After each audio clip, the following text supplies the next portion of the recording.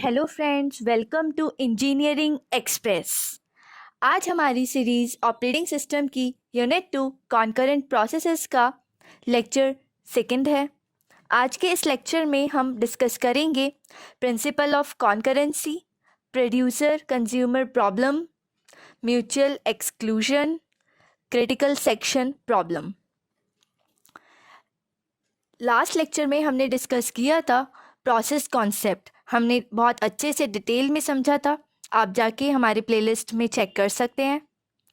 So friends, आज का lecture हम स्टार्ट करते हैं with the topic principle of concurrency. Concurrency इस वर्ड का मतलब होता है साइमल्टेनियस, मतलब एक साथ। Principle of concurrency is defined as the execution of multiple processes at the same time.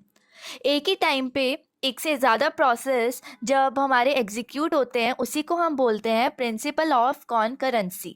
Since it is practically not possible to have as many processors as there are processes, so operating system switches processor from one process to another. Practically ये बिल्कुल भी possible नहीं है कि जितने हमारे process हैं हम उतने ही प्रोसेसर्स को यूज़ करें, ठीक है, उनको एग्जीक्यूट कराने के लिए। इसलिए जो हमारा ऑपरेटिंग सिस्टम है वो प्रोसेसर को स्विच कराता है एक प्रोसेस से दूसरे प्रोसेस पे। The multiple process executing in the computer system using principle of concurrency can be divided into two types. जो हमारे मल्टीपल प्रोसेस हैं जो एग्जीक्यूट हो रहे हैं, ठीक है, कंप्यूटर सिस्टम में प्रिंसिपल ऑफ कॉन्करेंसी को यूज़ करके उनको हम टू टाइप्स में डिवाइड कर सकते हैं। पहला है हमारा इंडिपेंडेंट प्रोसेसेस, दूसरा है हमारा cooperating processes. The processes that neither affect working of other processes nor affected by the other processes are called independent processes.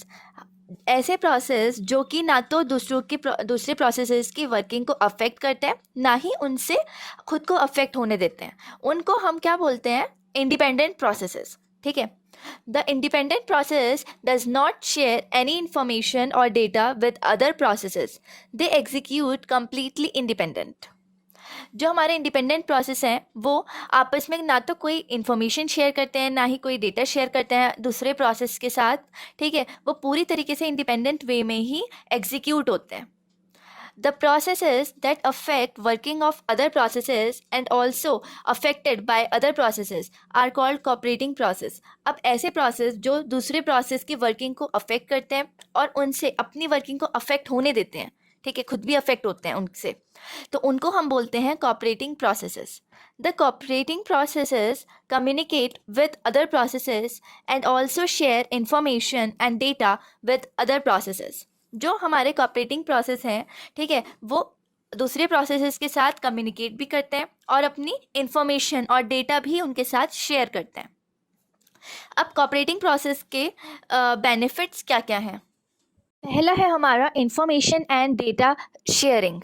जो हमारे कोऑपरेटिंग प्रोसेस हैं, ठीक है, वो सारे प्रोसेस कुछ रिसोर्सेज को आपस में शेयर कर रहे हैं, जैसे मेमोरी है या सीपीयू है या इनपुट आउटपुट डिवाइसेस हैं, तो उनके थ्रू वो इजीली डेटा और इन्फॉर्मेशन भी आपस में शेयर कर सकते हैं। सेकंड है हमारा efficient CPU utilisation.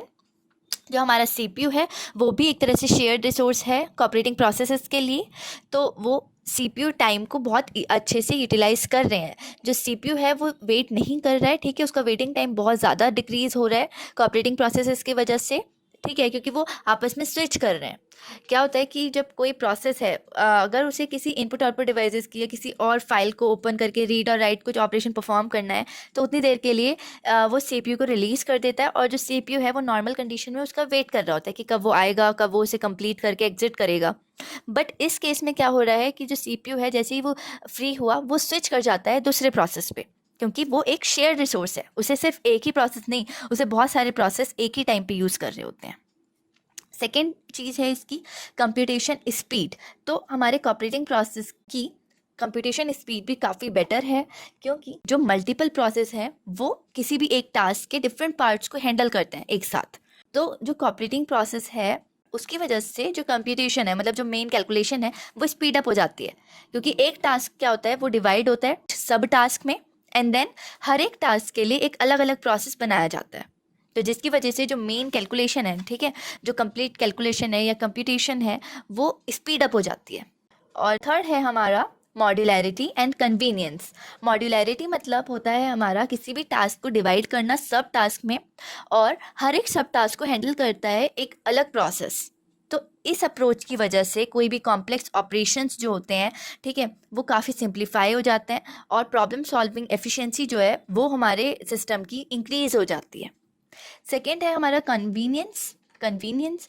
Users often need to perform multiple task at once. जो यूज़र्स हैं उन्हें बहुत सारे टास्क एक ही टाइम पे करने होते हैं, जैसे कि एडिटिंग है, कंपाइलिंग है, प्रिंटिंग है।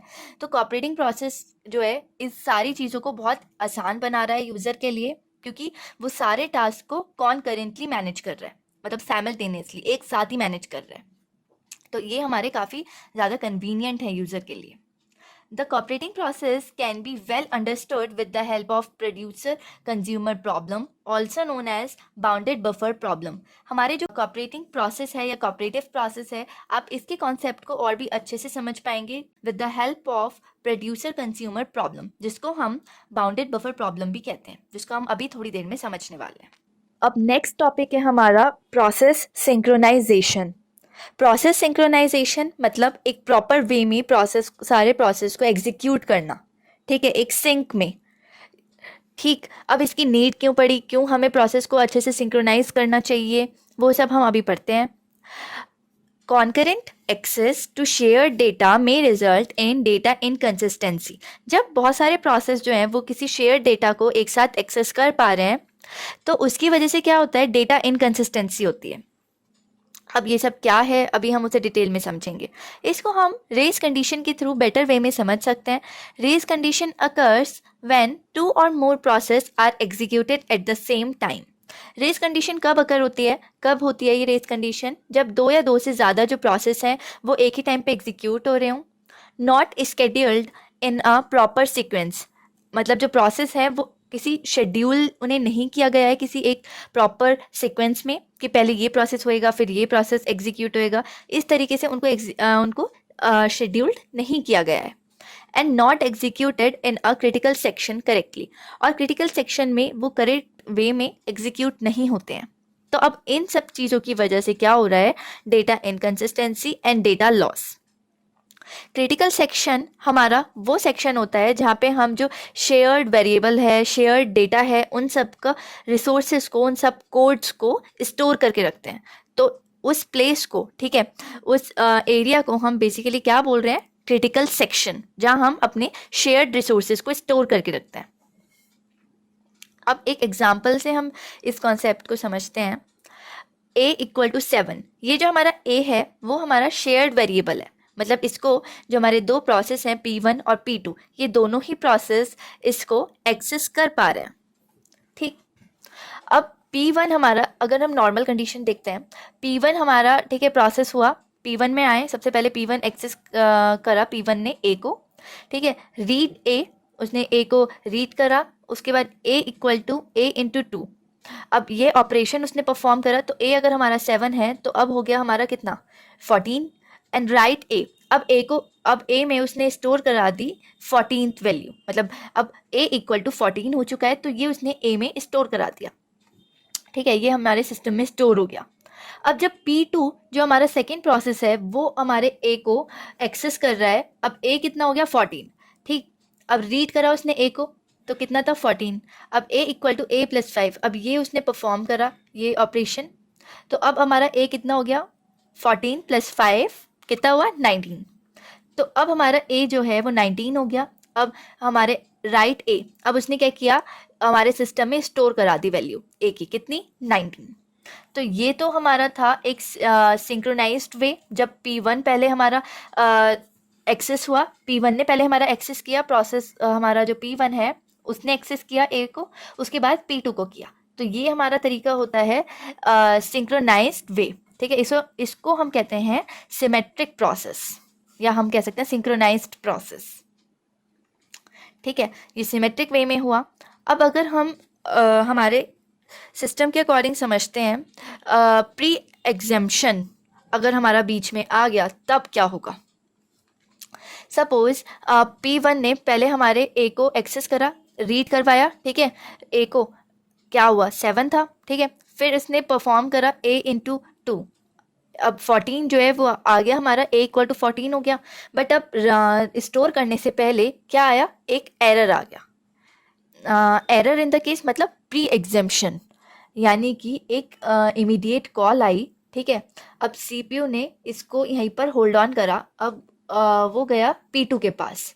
अब P2 ने A को एक्सेस करा, तो रीड करा A को, A की क्या वैल्यू है, अभी तो 7 ही है, क्योंकि जो हमारी 14 वैल्यू है वो स्टोर तो नहीं हुई, तो इसलिए P2 को तो 7 ही मिलेगा A। अब उसने परफॉर्म कराया, A+5 कितना हो गया, 12 है ना, 12 हो गया। अब उसने इस वैल्यू को स्टोर करा दिया A में। अब वापस जो हमारा CPU है वापस आया P1 के पास, ठीक है। तो जैसे कि अब हमने उसमें पढ़ा था PCB में, वो जो इन्फॉर्मेशन है वो स्टोर करके रखता है PCB में। तो अब उसने चेक किया कि किस पॉइंट पे उसने छोड़ा था इसको, तो अब उसी पॉइंट से वो रिज्यूम करेगा, उसी पॉइंट से वो वापस से स्टार्ट करेगा। तो यहाँ पे 14 हो चुका है, तो अब उसी वैल्यू को वो A में स्टोर करा देगा, तो अब A की वैल्यू हो गई 14, ठीक। तो ये हुआ हमारा एसिमेट्रिक वे। नॉर्मल तरीके से करते तो हमारा था 19, लेकिन अब हमने इस तरीके से करा, जब हमारा एरर आ जाता है या फिर हम कहें कि प्री एग्जाम्पशन आ जाता है, कोई इमीडिएट कॉल आ जाती है, ठीक है, तो उस वे में अगर हम करेंगे तो ये हो गया हमारा डेटा इनकंसिस्टेंसी। पहले 19 था, लेकिन अब इस तरीके से हमने समझा तो कितना आया 14। Process synchronization helps to maintain shared data consistency and cooperating process execution।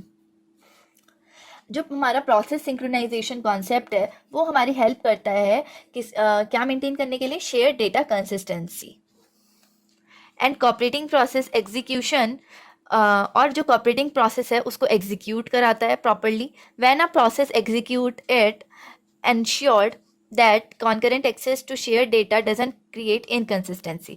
जब हमारा जो प्रोसेस है वो एग्जीक्यूट होता है, ठीक है, एग्जीक्यूट होता है, तो हमारा जो प्रोसेस सिंक्रोनाइजेशन है वो ये चीज़ इंश्योर करता है, ठीक है, कि जो हमारे कॉन्करेंट एक्सेस है, कि मतलब बहुत सारे जो प्रोसेस हैं वो सेम शेयर्ड वेरिएबल को, शेयर्ड डेटा को एक्सेस कर पा रहे हैं, तो उसकी वजह से कोई इनकन्सिस्टेंसी क्रिएट ना हो।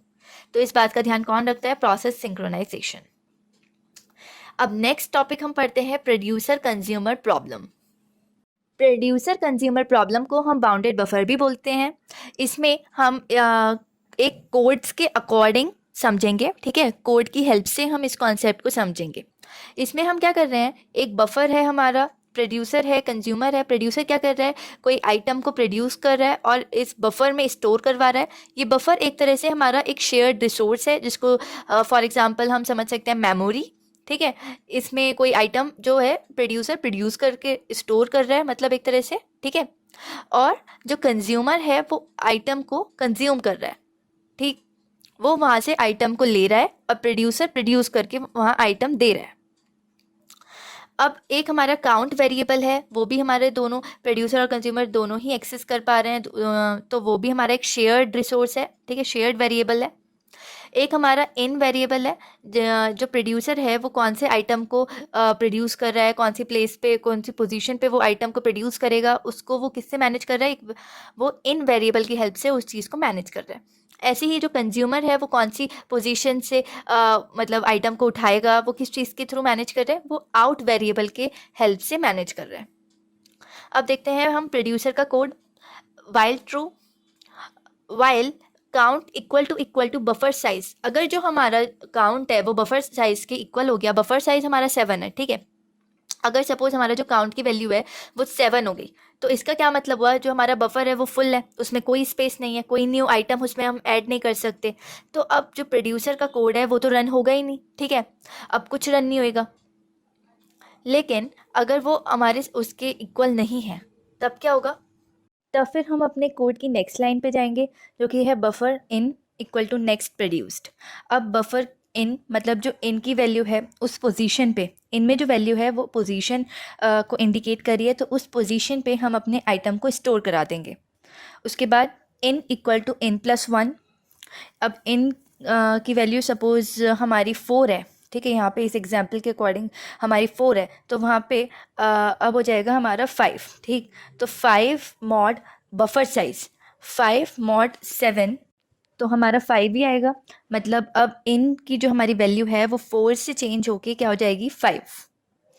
ठीक, और जो काउंट है वो प्लस प्लस, मतलब जो काउंट की वैल्यू हमारी 4 है वो भी हो जाएगी हमारी 5, एक इंक्रीमेंट हो जाएगा। अब जो काउंट का जो वैल्यू इंक्रीज हो रही है, काउंट में जो इंक्रीमेंट हो रहा है वो सीपीयू में कैसे होता है, उसको हम थोड़ा सा डिटेल में समझते हैं। सीपीयू जो क्या करता है, सीपीयू हर एक इंस्ट्रक्शन को माइक्रो इंस्ट्रक्शंस में डिवाइड करके फिर उसे एग्जीक्यूट कराता है। तो क्या हो रहा है, सबसे पहले क्या होगा, जो हमारा काउंट है, ठीक है, वो उसकी वैल्यू मेमोरी एड्रेस से उठा के सीपीयू क्या करेगा, लोड कराएगा रजिस्टर में। उसके बाद रजिस्टर की वैल्यू एक इंक्रीमेंट होगी, आरपी मतलब रजिस्टर ऑफ प्रोड्यूसर, ठीक है। तो रजिस्टर की वैल्यू इंक्रीज होगी, उसके बाद जो रजिस्टर की वैल्यू है उसे वापस से वो काउंट में स्टोर करा देगा। इस तरीके से जो काउंट की वैल्यू है वो इंक्रीज हो रही है। अब कंज्यूमर का देखते हैं, कंज्यूमर क्या कर रहे हैं, while true, while count equal to zero. अगर काउंट की वैल्यू ज़ीरो हो जाती है, इसका क्या मतलब हुआ, जो हमारा बफर है वो एम्प्टी है, उसमें कोई वैल्यू नहीं है। अब जब बफर हमारा एम्प्टी है तो कोड रन ही नहीं होगा कंज्यूमर का। ठीक, जैसे हमारा प्रोड्यूसर में था, अगर हमारा बफर फुल है, ठीक है, तो हमारा प्रोड्यूसर का कोड रन नहीं होगा। ऐसे ही सेम कंज्यूमर में है कि अगर हमारा बफर एम्प्टी है तो कोड हमारा रन ही नहीं होगा, राइट। अगर हमारा एम्प्टी नहीं है, उसमें कोई वैल्यू है, तब क्या होगा, फिर हम जाएंगे अपनी नेक्स्ट लाइन पे, next consumed equal to buffer out. अब सपोज आउट की हमारी वैल्यू है 0, ठीक है, 0 पे x1 है। अब इस लाइन की हेल्प से कंज्यूमर क्या कर रहा है, इस आइटम को कंज्यूम कर रहा है, राइट। तो अब जो ये x1 है ये यहाँ से डिलीट हो जाएगा, ठीक है, कंज्यूमर ने इसको कंज्यूम कर लिया। अब out equal to out plus 1 mod buffer size. अब आउट क्या था हमारा 0 था, अब आउट प्लस 1 कितना हो गया, हमारा 1 हो जाएगा। मॉड बफर साइज जो कि हमारा 7 है, अब 1 मॉड्यूलो 7 हमारा कितना होगा, 1 ही होगा। अब आउट में हमारी 0 से इंक्रीज होके वैल्यू कितनी हो जाएगी, 1। देन काउंट माइनस माइनस, अब काउंट हमारा डिक्रीज हो जाएगा एक। अब काउंट डिक्रीज कैसे हो रहा है सीपीयू में, ये भी बिल्कुल सेम उसी तरीके से हो रहा है जैसे काउंट इंक्रीज हो रहा था। पहले मेमोरी एड्रेस से काउंट की वैल्यू को उठा के हम रजिस्टर में स्टोर कराएंगे, उसके बाद रजिस्टर की वैल्यू एक डिक्रीज करेंगे। देन जो रजिस्टर आरसी मतलब रजिस्टर ऑफ कंज्यूमर, अब जो रजिस्टर की वैल्यू है उसको हम रजिस्टर से उठा के वापस से काउंट में स्टोर कराएंगे। तो इस तरीके से जो हमारा काउंट है वो डिक्रीज हो रहा है। अब हम इसको समझते हैं, अगर बीच में कोई इंटरप्शन आता है या ये एसिंक्रोनाइज्ड वे में एग्जीक्यूट होता है तो क्या प्रॉब्लम आती है, ठीक है। अगर प्रोड्यूसर कोड और कंज्यूमर कोड एसिंक्रोनाइज्ड वे में एग्जीक्यूट होते हैं तो क्या प्रॉब्लम आती है, ठीक। तो इसको हम ये जो हमने वैल्यूज़ नोट डाउन करी हैं इस एग्जांपल से समझते हैं। सबसे पहले हमारा प्रोड्यूसर का कोड रन होगा, while true while count equal to buffer size. Count क्या बफर साइज के इक्वल है, नहीं, काउंट की तो वैल्यू 3 है।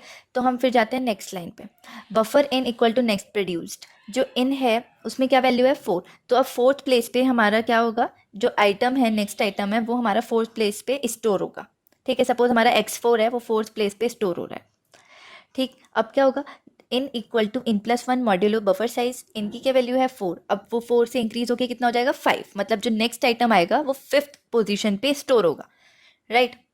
तो 5 मॉड्यूलो बफर साइज वो कितना बैठा हमारा 5 मॉड्यूलो 7, तो वो 5 ही है, राइट। अब काउंट प्लस प्लस, अब काउंट की वैल्यू भी एक इंक्रीज हो जाएगी, लेकिन आपको पता है कि जो काउंट है वो वाली जो लाइन हमारी एग्जीक्यूट हो रही है वो इन 3 लाइन की हेल्प से एग्जीक्यूट हो रही है। तो अब देखते हैं क्या होता है। सबसे पहले हमारा जो काउंट में जो वैल्यू है 3 है, उसको हमने लोड कराया आरपी में, आरपी को हमने इंक्रीज़ करा 1 से, ठीक है, 1 टाइम इंक्रीज़ करा तो वो कितना हो गया 4। अब एकदम से क्या हुआ, सीपीयू जो है वो स्विच कर जाएगा कंज्यूमर कोड में, ठीक है। या तो हमारा जो इसका टाइम था स्केड्यूल्ड वो कंप्लीट हो गया, ठीक है, या फिर हमारा कोई इंटरप्शन आ गया, ठीक, तो यहीं पे इसको रोक देगा और ये कंज्यूमर कोड को रन कराना स्टार्ट कर देगा। तो अब क्या हुआ, while true while count equal to 0, count की वैल्यू 0 है, नहीं 3 है। तो अब नेक्स्ट लाइन पे जाते हैं, next consumed equal to buffer out, out की क्या वैल्यू है 0। अब 0 पे जो हमारा आइटम है x1 वो कंज्यूम कर लेगा कंज्यूमर, तो वो एक तरह से डिलीट हो गया, ठीक। अब out equal to out plus 1 modulo buffer size, तो ये कितना हो जाएगा 0 प्लस 1 मॉड्यूलो बफर साइज, तो 1 मॉड्यूलो 7, तो कितना हो गया 1। अब आउट की जो वैल्यू है वो 0 से चेंज होके कितनी हो जाएगी 1। काउंट माइनस माइनस, अब काउंट जो डिक्रीज हो रहा है वो भी इन 3 लाइन की हेल्प से हो रहा है। तो अब देखते हैं क्या होगा, अब काउंट की क्या वैल्यू थी, 3 थी। अब 3 उसने क्या करा, लोड कराई आरसी में। अब आरसी की वैल्यू उसने डिक्रीज करी, कितनी हो गई, 2। अब 2 को उसने स्टोर करा दिया वापस से काउंट में। अब काउंट की वैल्यू 3 से चेंज हो गई, कितनी हो गई, 2। अब वापस से जो सीपीयू है वो स्विच करेगा और वापस से जाएगा प्रोड्यूसर कोड के पास। अब ये स्टार्टिंग से इसको नहीं करेगा रन, ठीक है, ये देखेगा इसने कहाँ पर इसको छोड़ा था, उसी पॉइंट से इसको उठाएगा। तो इसने देखा कि इस आरपी की जो वैल्यू है वो उसे काउंट में करनी है, ठीक है, स्टोर। तो आरपी की वैल्यू क्या थी, 4, ठीक है। अब 4 को ये स्टोर कर देगा काउंट में। अब काउंट की वैल्यू 2 से हो गई 4। अब एसिंक्रोनाइज्ड वे में एग्जीक्यूट हुआ तो ओवरऑल रिजल्ट जो है वो हमारे पास बिल्कुल गलत आया। काउंट की वैल्यू 4 आई हमारे पास, जबकि हमारे पास जो नंबर ऑफ आइटम्स हैं वो 3 ही हैं। सो ये हमारी बेसिक प्रॉब्लम है। तो इसका सोल्यूशन भी हमारा हम थोड़ी देर में आगे पढ़ेंगे, डिस्कस करेंगे कि इस प्रॉब्लम को हम कैसे सॉल्व कर सकते हैं, ठीक है। कैसे हम अपने प्रोड्यूसर कंज्यूमर कोड्स को ये चीज़ इंश्योर कर सकते हैं कि वो सिंक्रोनाइज्ड वे में ही एग्जीक्यूट हो। अब हमारा नेक्स्ट टॉपिक आता है mutual exclusion. Mutual exclusion is a program that blocks multiple users from accessing the same shared variable or data at the same time. Mutual exclusion एक ऐसा प्रोग्राम है या हम कहें एक ऐसी स्टेट है जो ब्लॉक करती है मल्टीपल यूज़र्स को, ठीक है, एक से ज़्यादा यूज़र को, कि वो एक ही टाइम पे जो शेयर्ड वेरिएबल है, ठीक है, जो सेम शेयर्ड वेरिएबल है उसे वो एक्सेस नहीं कर सकते। जो मल्टीपल यूज़र हैं, मतलब एक से ज़्यादा यूज़र किसी शेयर्ड वेरिएबल को एक ही टाइम पे एक्सेस नहीं कर सकता। किसकी हेल्प से, म्यूचुअल एक्सक्लूजन की हेल्प से, ठीक है। Mutual exclusion is a property of concurrency control. ये कॉन्करेंसी कंट्रोल की एक ऐसी प्रॉपर्टी है जो किस लिए यूज़ होती है, टू प्रिवेंट रेस कंडीशन। इसकी हेल्प से रेस कंडीशन को हम प्रिवेंट कर सकते हैं, उसको अवॉइड किया जा सकता है। हमारे म्यूचुअल एक्सक्लूजन की क्या क्या कंडीशंस हैं हम वो देखते हैं। No two processes may at the same time be inside their critical section. जो क्रिटिकल सेक्शन है मैंने आपको बताया था जहाँ पर हमारे शेयर्ड वेरिएबल स्टोर होते हैं, ठीक है। तो जो एक से ज़्यादा प्रोसेस है वो एक ही टाइम पे क्रिटिकल सेक्शन के अंदर नहीं हो सकते, ठीक है। क्रिटिकल सेक्शन मतलब जहाँ पे सारे शेयर्ड रिसोर्सेज, सारे शेयर्ड कोड, सब कुछ स्टोर्ड होता है। तो उस एरिया में एक से ज़्यादा प्रोसेस एक टाइम पे प्रेजेंट नहीं रह सकते। No assumptions are made about relative speed of processor और नंबर ऑफ CPU। यहाँ पे हम CPU की स्पीड या फिर कितने CPU हैं उसकी बात नहीं कर रहे। No process outside the critical section should block other processes.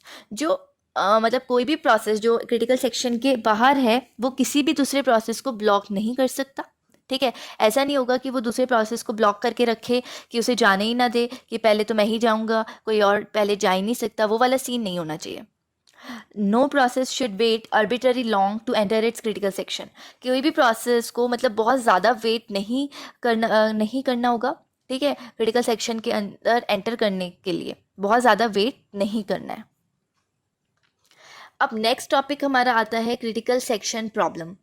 Critical section is a part of a process where code for accessing the shared resources is written. ये मैंने आपको पहले भी बताया है। क्रिटिकल सेक्शन हमारा वो पार्ट होता है प्रोसेस का जहाँ पे हम जो शेयर्ड रिसोर्सेज हैं उनको एक्सेस करने के लिए जो कोड रिक्वायर्ड है उसको लिखते हैं, ठीक है, उसको स्टोर करके रखते हैं। क्रिटिकल सेक्शन का जो इम्पॉर्टेंट फीचर है वो ये है कि when one process is executing in its critical section, no other process is to be allowed to execute in its critical section.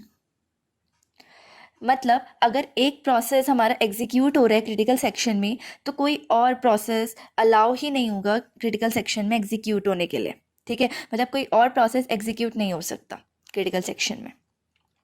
That is, no two processes are executing in their critical section at the same time. मतलब एक ही time पे दो process execute नहीं हो सकते। अब इसमें पूरे कोड में हमारे दो चीज़ होती हैं, एक है हमारा एंट्री सेक्शन और दूसरा है हमारा exit section. Entry section handles the entry into the critical section. It obtain resources needed for executing by the process. जो हमारा एंट्री सेक्शन है मतलब कोई प्रोसेस है, ठीक है, अगर उसको क्रिटिकल सेक्शन रिक्वायर्ड है, ठीक है, तो वो सबसे पहले जो रिक्वेस्ट सेंड करेगा वो एंट्री सेक्शन को करेगा, ठीक। एंट्री सेक्शन जो है वो हैंडल कर रही है entry into the critical section process की एंट्री को वो हैंडल कर रही है, ठीक है, सारी रिक्वेस्ट को वो हैंडल कर रही है, वो ऑब्टेन करती है, मतलब वो लेती है रिसोर्सेज, ठीक है, ग्रैब करती है resources needed for execution by the process, जो कि प्रोसेस को रिक्वायर्ड है एग्जीक्यूट होने के लिए, वो सारे रिसोर्सेज को वो ग्रैब करती है, ठीक है, उनकी परमिशन लेती है, उनका एक्सेस लेती है। कौन लेती है? Entry section. अब देखते हैं एग्जिट सेक्शन क्या कर रहा है। Exit section handles the exit from the critical section, मतलब अगर आप क्रिटिकल सेक्शन से बाहर आ रहे हो तो आपकी एग्जिट कौन हैंडल कर रहा है? Exit section. जो प्रोसेस है जब वो उसका अपना काम पूरा हो जाता है, उसका वो क्रिटिकल सेक्शन से बाहर आता है, तो किसके थ्रू आता है? एग्जिट सेक्शन के through. It releases the resources and also inform the other processes that the critical section is free. वो सारे रिसोर्सेज जो वो एक्सेस कर रही थी, ठीक है, जो उसने ग्रैब कर रखे थे प्रोसेस एग्जीक्यूशन के लिए, वो सबको रिलीज कर देती है और बाकी सारे प्रोसेसेस को भी इन्फॉर्म कर देती है कि अब क्रिटिकल सेक्शन फ्री है। ठीक, अब यहाँ बेसिक प्रॉब्लम है क्या? क्रिटिकल सेक्शन प्रॉब्लम है ना ये टॉपिक, तो अब पढ़ते हैं इसका बेसिक प्रॉब्लम क्या है। The critical section problem is how to ensure that when one process is executing in its critical section, no other process will be allowed to execute in its critical section. मतलब इस चीज़ को maintain कैसे करें, इस चीज़ को ensure कैसे करें कि जब एक प्रोसेस हमारे क्रिटिकल सेक्शन में एग्जीक्यूट हो रहा है तो कोई दूसरा प्रोसेस वहाँ पर अलाउड नहीं है, कोई दूसरा प्रोसेस एग्जीक्यूट नहीं हो सकता। तो इस पूरे प्रोसेस को, मतलब इस चीज़ को हम कैसे कंफर्म करें, कैसे इस चीज़ को मेंटेन करें, ठीक है, कैसे इंश्योर करें। तो अब सॉल्यूशन क्या है क्रिटिकल सेक्शन प्रॉब्लम का? अब हमारे 3 सॉल्यूशन है, ठीक है, इस प्रॉब्लम के। पहला है हमारा म्यूचुअल एक्सक्लूजन, जो अभी हमने समझा था। दूसरा है हमारा प्रोग्रेस और तीसरा है हमारा बाउंडेड वेटिंग। अब पढ़ते हैं म्यूचुअल एक्सक्लूजन क्या होता है। It implies that only one process can be inside the critical section at any time. If any other process require the critical section, they must wait until it is free. ये simple सा है, मतलब ये चीज़ ensure करते हैं कि एक ही process होगा क्रिटिकल सेक्शन के अंदर किसी भी एक टाइम पे, ठीक है, और किसी और प्रोसेस को अगर रिक्वायरमेंट है क्रिटिकल सेक्शन की तो उनको वेट करना पड़ेगा जब तक कि क्रिटिकल सेक्शन फ्री ना हो जाए। सेकेंड सॉल्यूशन है हमारा progress. Progress means that if a process is not using the critical section, अगर कोई process हमारा जो critical section है वो use नहीं कर रहा है, then it should not stop any other process from accessing it. तो वो किसी और process को भी नहीं रोक सकता critical section को access करने से। सपोज कोई रो है, ठीक है, मतलब 1 by 1 लगे हुए हैं एक रो में प्रोसेस, तो अगर जो आगे सपोज P1 है, देन P1 के पीछे P2 है, देन P3 है, तो अगर P1 क्रिटिकल सेक्शन यूज़ नहीं कर रहा है तो वो P2 P3 इन सब को रोक नहीं सकता कि वो भी क्रिटिकल सेक्शन यूज़ ना करें। ऐसा वो चीज़ नहीं कर सकता, मतलब ऐसा वो प्रोसेस नहीं कर सकता, ठीक है। In other words any process can enter a critical section if it is free. अब कोई भी प्रोसेस जो है वो एंटर कर सकता है क्रिटिकल सेक्शन में अगर क्रिटिकल सेक्शन फ्री है तो, ठीक है, कोई और प्रोसेस उसे रोक नहीं सकता बीच में। Bounded waiting. अब बाउंडेड वेटिंग क्या है? Bounded waiting means that each process must have a limited waiting time. It should not wait endlessly to access the critical section. Bounded waiting मतलब कि अब वेट करने का भी कुछ लिमिट तो होनी चाहिए ना। ऐसा तो नहीं है कि आप एंडलेसली, मतलब कोई प्रोसेस है वो वेट कर रहा है क्रिटिकल सेक्शन का तो वो एंडलेसली करता ही जाएगा। अब वेटिंग टाइम की भी तो कुछ लिमिट होनी चाहिए। तो वही है कि बाउंडेड वेटिंग का मतलब है कि हर एक प्रोसेस के पास एक लिमिटेड वेटिंग टाइम है, ठीक है, वो एंडलेसली वेट नहीं करेगा to access the critical section. तो ये 3 सॉल्यूशन थे हमारे क्रिटिकल सेक्शन प्रॉब्लम के। इसको आगे और डिटेल में हम समझेंगे बाकी टॉपिक्स के साथ भी। सो फ्रेंड्स, आज का लेक्चर हमारा यहीं पर फिनिश होता है। आज के लेक्चर के नोट्स आप टेलीग्राम ग्रुप से डाउनलोड कर सकते हैं, उसका लिंक आपको डिस्क्रिप्शन बॉक्स में मिल जाएगा। आज के लेक्चर में आपको जो भी इम्पॉर्टेंट चीज़ लगी हो, ठीक है, जो भी आपको इम्पॉर्टेंट पॉइंट लगा हो, आप उसे नोट डाउन कर लीजिएगा। और प्लीज़ लेक्चर ख़त्म होने के बाद आप नोट्स डाउनलोड करके खुद से ज़रूर पढ़िएगा ताकि आपको लॉन्ग टर्म के लिए ये आपकी मेमोरी में फिक्स हो जाए, ठीक है, ये आपको चीज़ें लॉन्ग टर्म के लिए याद रहें, आपको एग्ज़ाम टाइम में कोई प्रॉब्लम ना आए। आपको आज का लेक्चर अच्छा लगा हो तो please like, share and subscribe our channel and please press the bell icon for further video lectures. आपको कोई भी डाउट है, कोई भी आपका क्वेरी है regarding any lecture, regarding any content, so please आप कमेंट सेक्शन में पूछ सकते हैं।